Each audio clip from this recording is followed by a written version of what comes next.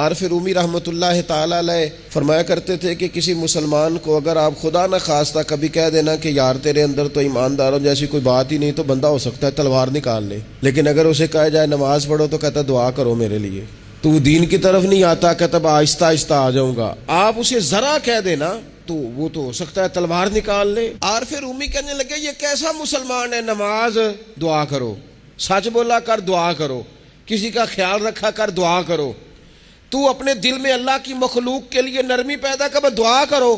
تو کون ہے؟ کہتا میں ہوں مسلمان اور پکا مسلمان ہوں، میں تمہیں ہلنے نہیں دوں گا اس بات سے، لیکن اگر آپ مجھے کہیں مسلمانوں والا کوئی کام کریں تو کہتا ہے نماز کے بغیر مسلمان نہیں ہوتا، سچ کے بغیر مسلمان نہیں ہوتا، دیانت کے بغیر مسلمان نہیں ہوتا، اور میں تم سے بڑا عاشق رسول ہوں۔ تو بھائی کوئی چیز نظر بھی تو آئے نا، کوئی اس کے اثرات بھی تو ہونا۔ آپ دکاندار ہیں تو آپ مال لینے جاتے ہیں، لا کے بیچتے ہیں، دکانداری نظر آ رہی ہے۔ آپ تاجر ہیں، آپ کسی چیز کو خریدتے ہیں بیچتے ہیں، تجارت نظر آ رہی ہے۔ آپ کا علم سے شغف ہے، آپ پڑھتے ہیں پڑھاتے ہیں، سمجھ آ رہی ہے۔ تو اگر آپ مومن ہیں تو پھر مومن کی علامت تو اعمال صالحہ ہے، تو وہ اعمال بھی نظر آنے چاہیے۔ تو کبھی درود میں ہو، کبھی سلام میں ہو، کبھی نعت میں ہو، کبھی تو تلاوت میں ہو، کبھی تو رکوع میں ہو، کبھی تو قیام میں ہو۔